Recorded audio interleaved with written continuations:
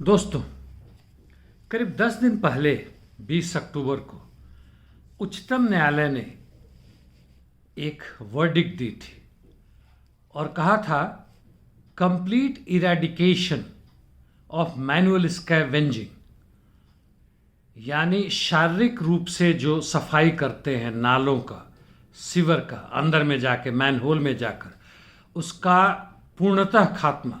ये वैसे 10-15 साल से ये सुप्रीम कोर्ट में आता रहा है, जाता रहा है, और यह आदेश सेंट्रल गवर्नमेंट यानी यूनियन और बाकी सारे स्टेट्स को दिया गया है।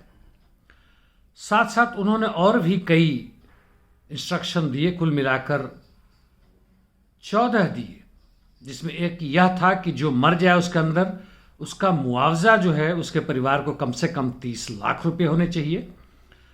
यदि परमानेंट डिसेबिलिटी हो जाता है तो 20 लाख और छोटे मोटे डिसेबिलिटी में 10 लाख।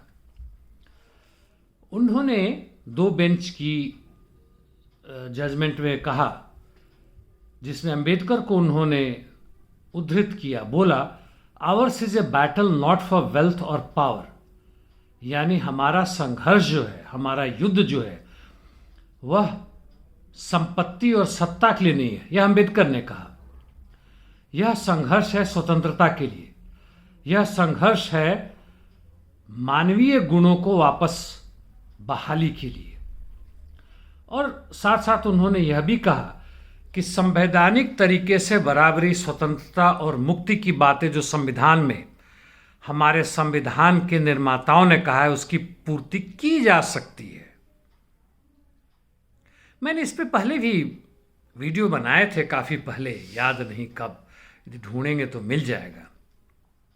यह बात तो समझना चाहिए कि स्वतंत्रता के पहले और तुरंत बाद में जो स्वतंत्र भारत को विरासत मिला वह एक अर्ध सामंती देश था, पूंजीवाद की तरफ बढ़ता हुआ। यानी आर्थिक संबंध, उत्पादन और वितरण का जो तौर तरीका था उसका आधार सामंती था, यानी जमीनों से जुड़े हुए किसान जो लगान देते थे, मालगुजारी देते थे, जो भी कहें, यहाँ के राजा को या देश की सत्ता को, अंग्रेजों को, जमींदारों के द्वारा। और धीमे धीमे जमींदारी प्रथा का उन्मूलन हुआ, पूंजीवादी तौर तरीके से उत्पादन बढ़ता गया और मुख्य रूप से आज 80 के बाद से, खासकर 90 के बाद से पूर्णतः एक पूंजीवादी देश बन गया हमारा देश। यानी देश में जितने भी उत्पादन होते हैं माल के लिए होता है, बाजार के लिए होते हैं, तकरीबन बहुतायत में। जमीन से जो जुड़े हुए किसान थे वे उजड़ गए। वहाँ जो हैं उनमें अधिकांशतः मजदूर हैं, खेतिहर मजदूर हैं या छोटे मोटे मझौले किस्म के किसान हैं जो खुद भी मजदूर को लेकर और खेतों में काम करते हैं। उनके बाल बच्चे, उनके कई लोग बाहर आसपास के क्षेत्रों में या दूर दराज क्षेत्रों में भी देश में मजदूर के रूप में कंपनी में काम करते हैं, ताकि जो एग्रीकल्चर से यानी खेत से जो पूरा नहीं हो पाता उनके ज़रूरत की चीज़ें, थोड़ा अधिक पैसे आ जाए ताकि एक बेहतर ज़िंदगी जी सके। तो ये स्थिति आज हमारी है। लेकिन इस बीच क्या हुआ कि सामंती प्रथा, जिसमें जातिवादी व्यवस्था भी पूर्ण रूप से लागू थी, जहां दलितों को सफाई का काम करना पड़ता था, और बहुत सारे वैसे जो तौर तरीके थे वह बरकरार है आज भी, यानी छुआछूत का, जातीय भेदभाव का, जातीय आधार पर राजनीति, और ऐसे काम जहां वो मशीन से हो सकते थे पूंजीवादी व्यवस्था होने के बावजूद, अभी वह शारीरिक श्रम से किए जाते हैं, जिसमें ये आए दिन हम सुनते हैं कि 2-4 मजदूर वाल्मीकि समाज के दूसरे हों, वो मैन होल में जाकर ऑक्सीजन की कमी के कारण मर गए। ये क्यों तौर तरीके लाए गए? इसके कई कारण हैं।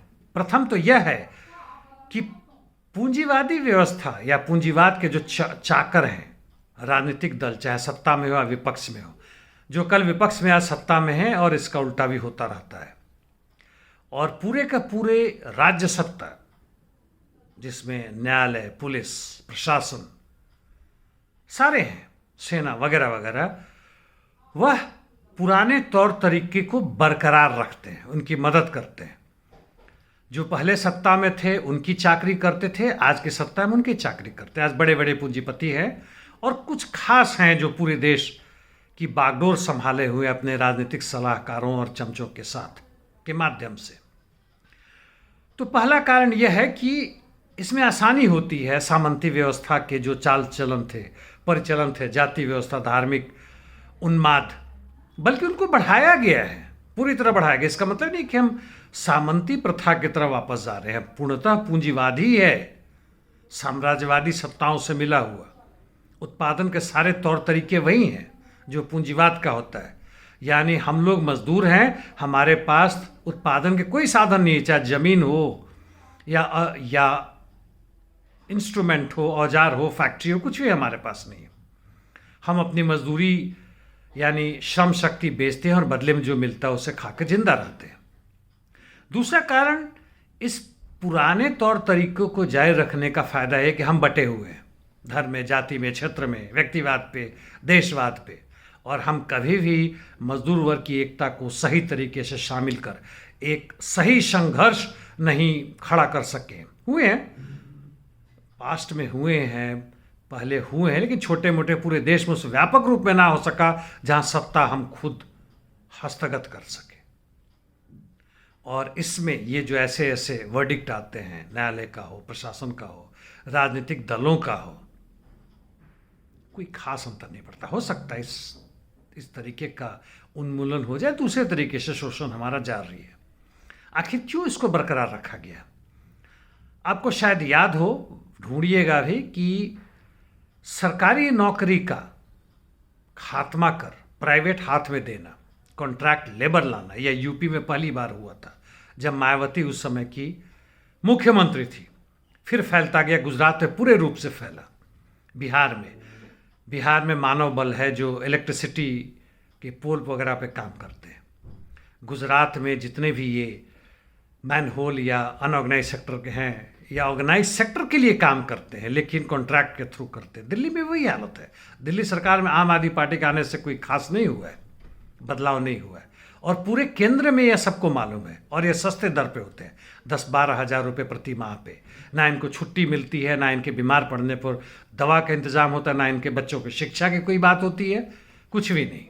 जो एक सरकारी नौकरी या एक पब्लिक कंसर्न में मिलता है वह यहाँ नहीं मिलता।